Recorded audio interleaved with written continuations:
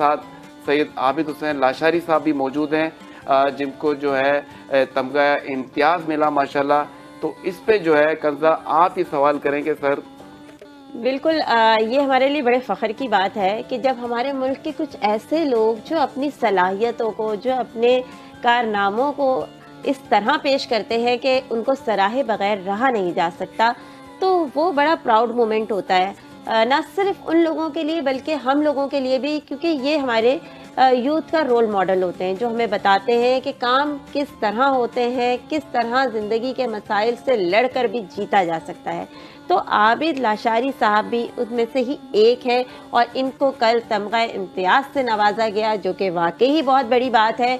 तो सर, सबसे पहले तो मैं आपको बहुत ज़्यादा मुबारकबाद पेश करूंगी कि आपने ऐसा कुछ कर दिखाया कि सब मजबूर हो गए कि आपको अप्रिशिएट करें। और मैं चाहूँगी कि आप हमारी आवाम को भी बताएं कि जो तमगा इम्तियाज़ आपको नवाजा गया उसके पीछे क्या था। जी, मैं शुक्रिया अदा करूंगा आपके चैनल का, मॉर्निंग स्पॉट का, जो आप लोगों ने हमें टाइम दिया। ये मेरे लिए बहुत बड़ा एजाज़ है। ये कौमी हीरो को मिलता है एजाज़, तमगा इम्तियाज़, छोटी बात नहीं है। और इसके पीछे जो पस मंज़र है वो बड़ी मेहनत है मेरी। बचपन में मैं खेलते खेलते कि एक आग के हादसे में मेरे दोनों हाथ झुलस गए। इन दोनों हाथों की मन मुस्तकिल माजूरी होगी, इलाज मुआवजा हुआ, मगर ये मेरी मुस्तकिल माजूरी होगी। बचपन में छोटा बच्चा था 2 साल का, तो इन्हीं हाथों से वक्त के हिसाब से मेरी माँ ने बड़ी मुझ पे मेहनत की, मुझे रिहेबिलिटेट किया। उसके साथ साथ इसी माजूरी के साथ जब पढ़ने के काबिल हुए तो वो लिख नहीं सकता था, पढ़ नहीं सकता था।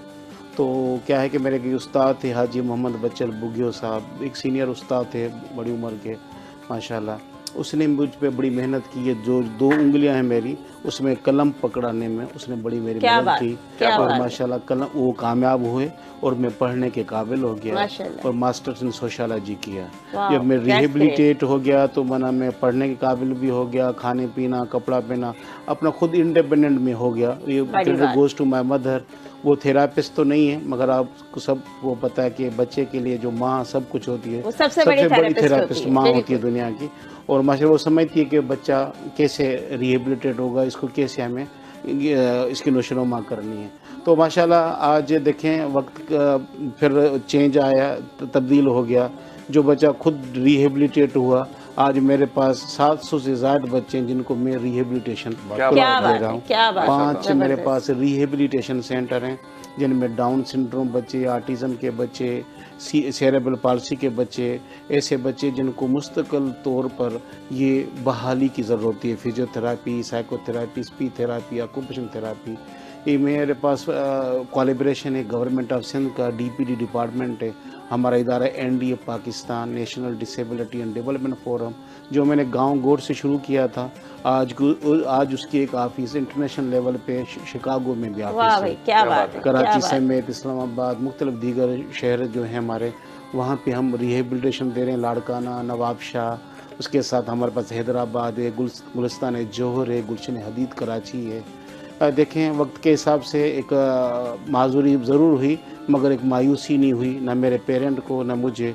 तगो-दो मेहनत का जो सिला था आज मुझे तमगा इम्तियाज़ की शक्ल में मिला है। मेरी सारी कौम के लिए, मेरे रिश्तेदारों के लिए, मेरे जो भी दोस्त हैं, अहबाब, असातिज़ा, सब के लिए, और अफराद बा माजूरी की जो हमारी बरादरी है, कम्युनिटी है, उन सब के लिए बहुत बड़ा एजाज़ है कि कम ही लोगों को चुना जाता है। उनमें से अगर हमारे अफराद बा माजूरी किसी को मिलता है तो दूसरे जो दीगर अफराद बा माजूरी, उनके लिए बहुत बड़ा हौसला है कि हम भी कर सकते हैं। मेहनत देखें कोई चीज़ कमी पेशी ज़रूर है, मगर माजूरी के हवाले से हौसला अफजाई होनी चाहिए, हौसला शिकनी ना हो।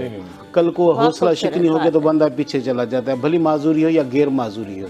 हम माजूर और गैर माजूर का लफ्ज़ यूज़ करते हैं और लोग कहते हैं माजूर और नॉर्मल।